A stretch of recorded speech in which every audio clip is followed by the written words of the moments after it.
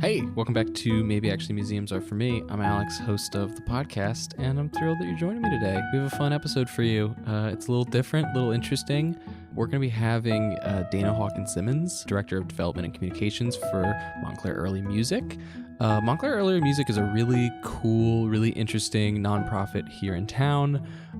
They do a ton of really amazing work, mostly around, obviously, early music, but they host a really fun event that they did for the first time last year at the Montclair Art Museum. It's called Medieval Fest. It's exactly what it sounds like. It's pretty much like a mini Ren Fair, and essentially that's what we're talking about today. Dana and I sat down to, kind of work through and ruminate on, the importance of education when it comes to, medieval music, Renaissance music, what programs they do, obviously, bringing and tying in the museum and the importance of community events like this, finding a way to introduce museums, arguably for the first time to many people who are attending. It's really important. It's really special. It's really fun. And we love this event. It was, such a fun time last year, and we just are super excited that's going to be bigger and better than, what came before. To cut to the chase, I'm thrilled to have Dana on the show, to talk about one of the many ways that you can be introduced to museums, in this case, via the sheer awesomeness of a Ren Fair. Anyway, here's Dana.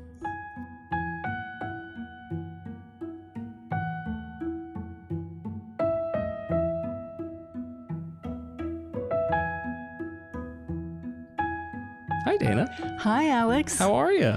I'm great, and I'm really thrilled to be here with you. Listen, I'm thrilled you came on the show. For an audience who doesn't know who you are, please introduce yourself. Okay.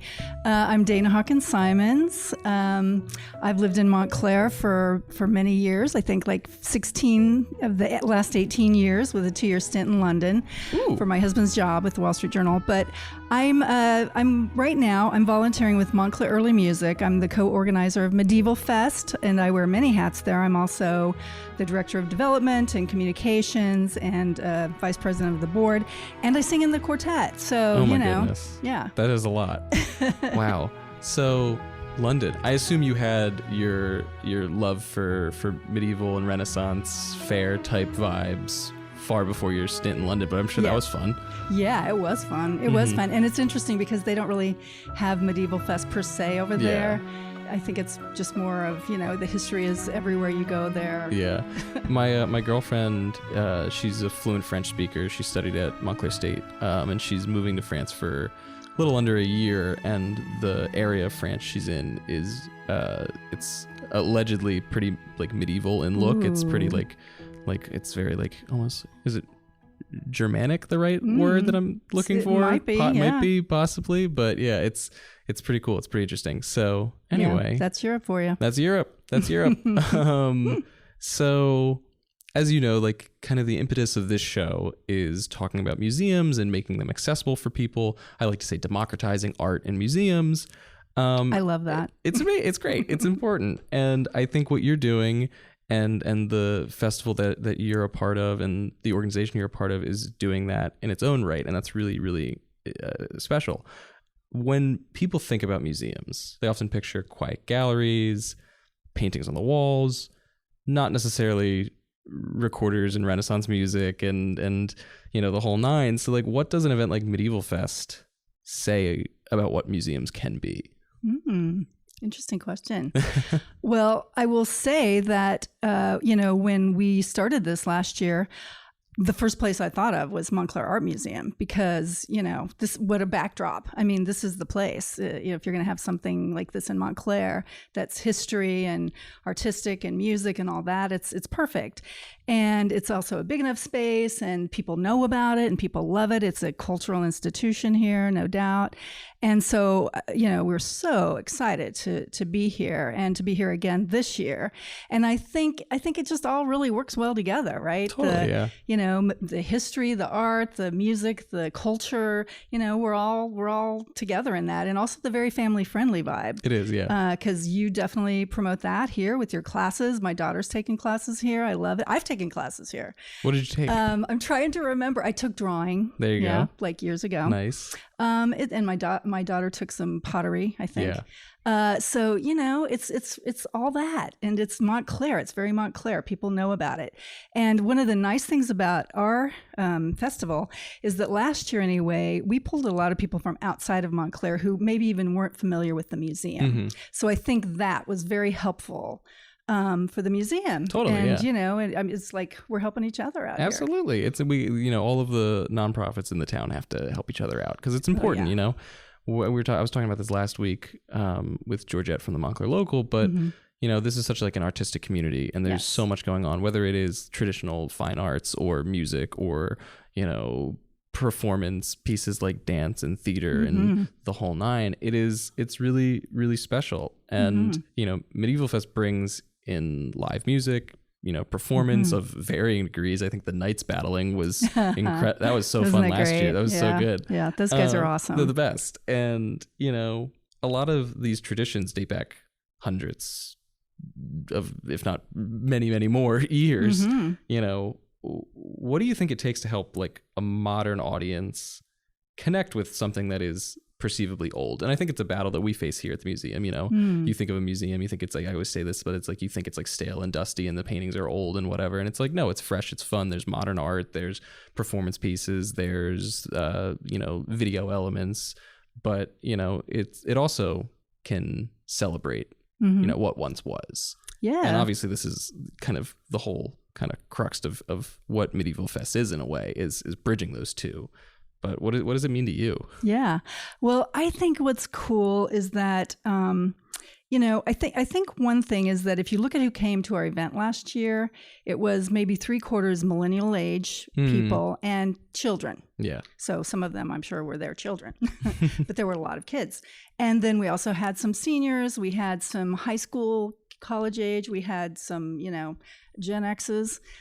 So we covered the waterfront there, which was so nice. We're, and Montclair Early Music is a very intergenerational organization. We're a nonprofit, as we've said. Our mission is to bring history to life. Yeah. And to provide free and low cost music education for children and seniors. Yeah. I mean, I think what you're saying makes a lot of sense and is really, really important. I think that sometimes, especially in the summer, we experience this with Food Truck Fest. You're battling going down the shore. You're battling family vacations. Like why? Not even just from like the education standpoint, which is so important, but just from a pure like it's helping out a nonprofit. B, something fun to do. A reason to stay in Montclair for the weekend. Oh yeah. Why should people care? Yeah. Well, I think it's a great weekend to do it, actually. It's the weekend before Labor Day weekend. So it's August 24th from 11 to 5 p.m. And it turned out last year we had over 900 people come.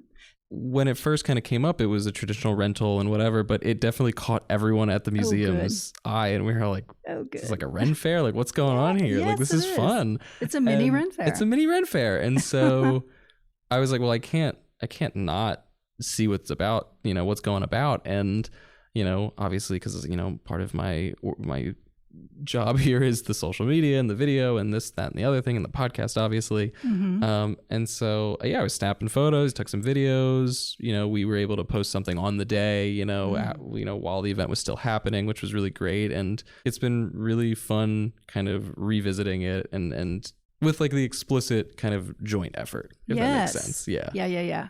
So also I want to thank you for your amazing video that you made. I have been sending that out to everyone everywhere. Yeah. It's definitely helping me get sponsors and helping us make everyone more aware of it. But right now we have Egan's and we have Holstein's and Red Eye Cafe, Barber Eclectic, and we just got Cornerstone. Nice. They were our sponsor last year, and so they're back.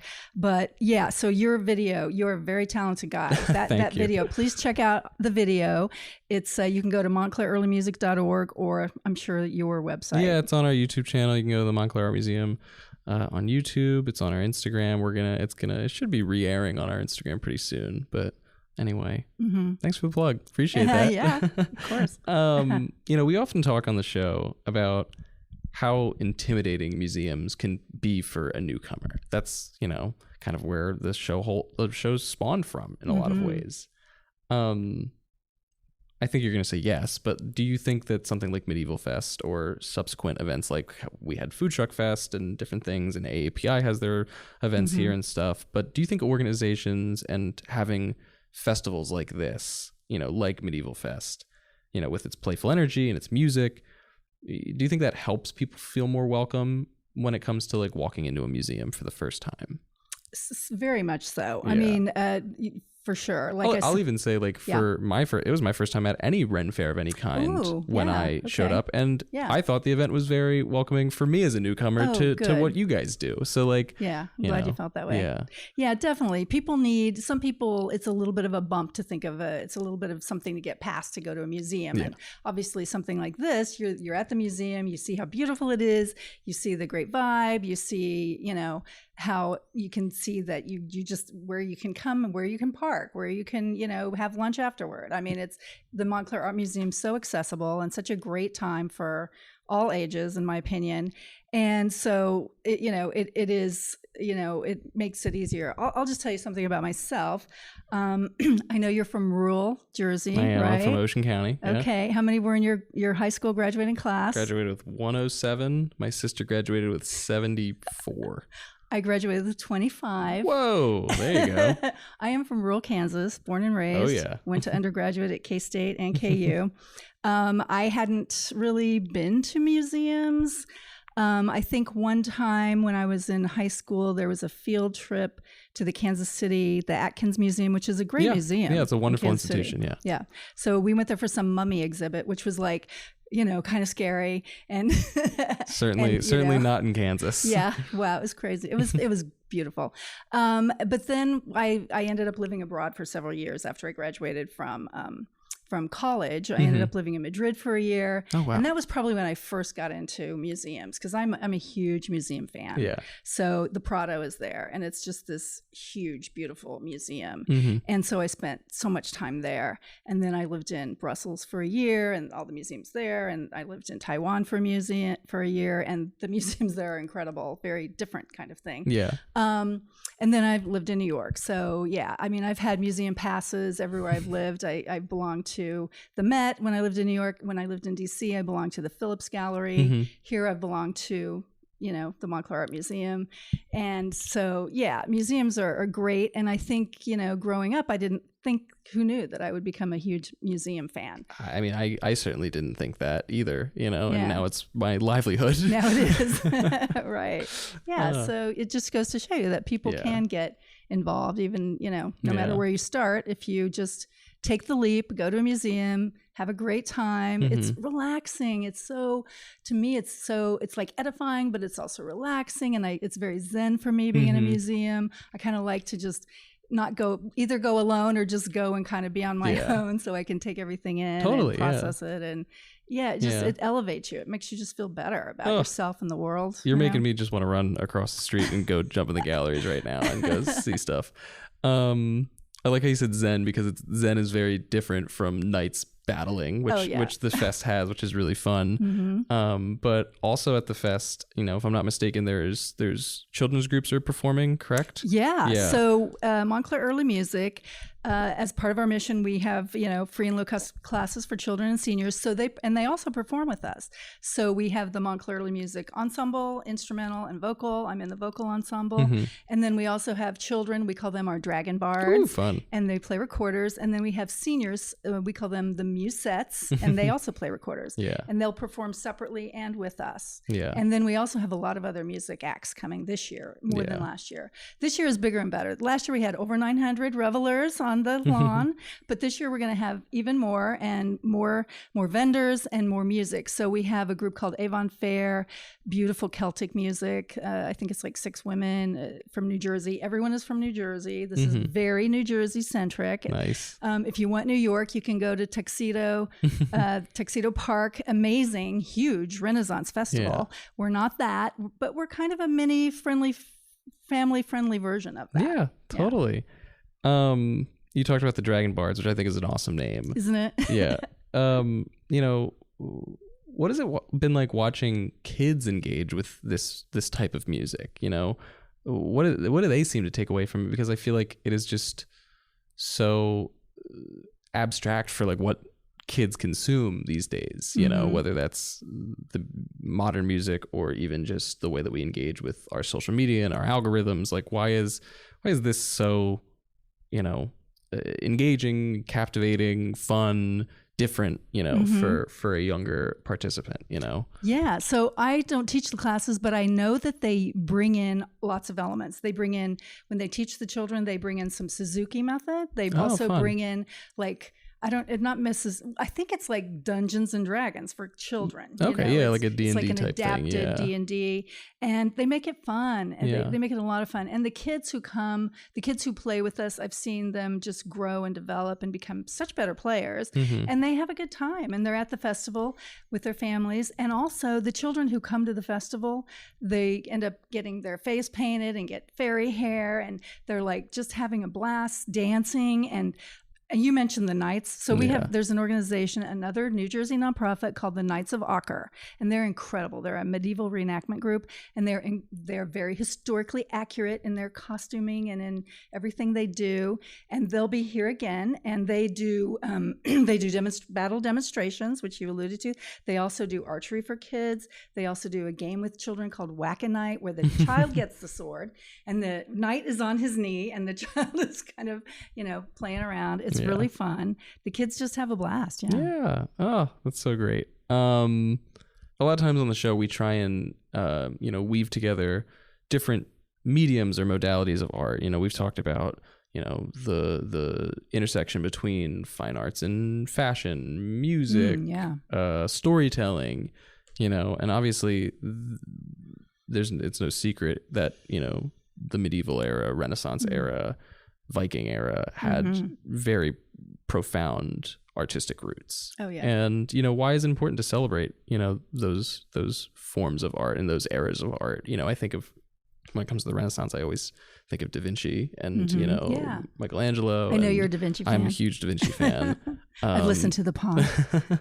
But, you know, it's like, why is it important to, you know, celebrate those thinkers and those creatives and find a way to package it for not just kids, but like everybody, you know, in an event like this? History is a really important part of life. I think it's important to know history so you don't repeat it, right? But it's more than that. And for children, especially, to have like an in-person event where they can feel part of it. And a lot of kids come in costume, and we encourage that. I would say almost half the people came in costume last year, because that way you do feel like more part of it. And I think there is a relationship today. I'm glad to see like there are things that are very popular from the medieval period. You know, Dungeons and Dragons we mentioned, but also, you know, a lot of millennials grew up with Harry Potter and Lord of the Rings, and, you know, now we have Game of Thrones recently also. But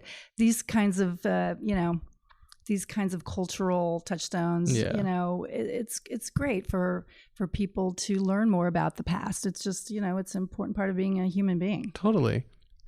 Final question. Okay. I appreciate you for being on the show. It's been a joy. This has been such a fun conversation. I'm super excited for the fest. Yay.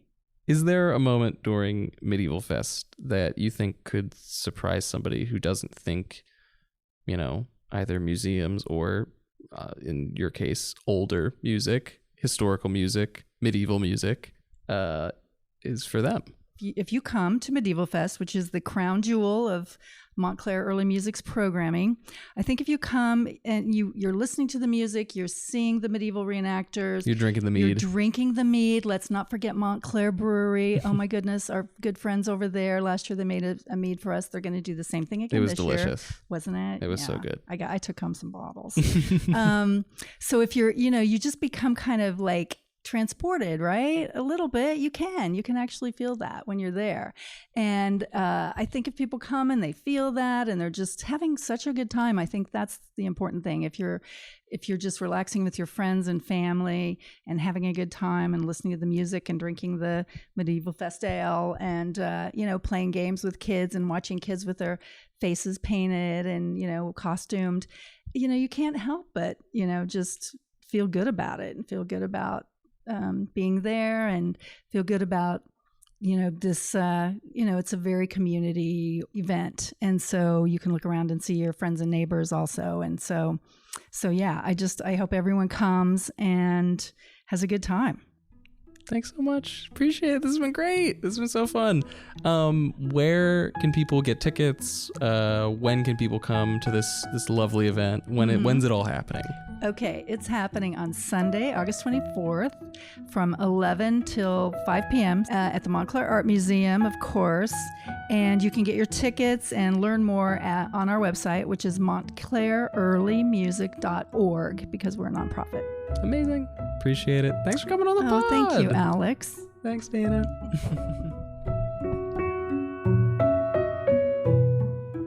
Thanks so much, Dana. I appreciate it. You can come to Medieval Fest on Sunday, August 24th from 11 to 5 p.m. It's going to be here at the Montclair Art Museum. Rain or shine, super fun. There's going to be food trucks, and the Montclair Brewery is going to be here selling a Medieval Fest ale. There's going to be archery and sword battle reenactments. There's going to be different vendors. It's going to be a lot of fun. The Montclair Art Museum is open Friday, Saturday, and Sunday every week. It's really great. Right now in the summer, we have discounted tickets. It's a great time to come visit us. Again, thanks so much, Dana. You can follow us on Instagram, TikTok, YouTube. We're everywhere. And you can stream this podcast on Wednesdays at 10 a.m. You obviously made it this far. You found us. Tell your friends, rate, review, subscribe. It helps us quite a bit, actually. It helps a lot. Anyway, this has been Maybe Actually Museums Are For Me. Thank you so much for, all the support and all the love. We will talk to you next week. Bye.